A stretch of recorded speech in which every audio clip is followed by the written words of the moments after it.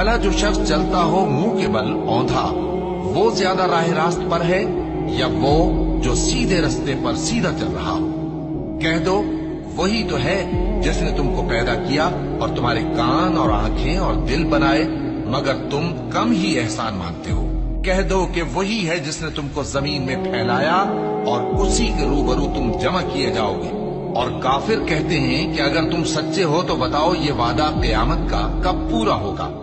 कह दो कि इसका इल्म अल्लाह ही को है और मैं तो खोल खोल कर डर सुना देने वाला हूँ। सो जब वो देख लेंगे कि वो अजाब करीब आ गया तो काफिरों के मुंह बिगड़ जाएंगे और उनसे कहा जाएगा कि ये वही है जिसके तुम तलबगार थे।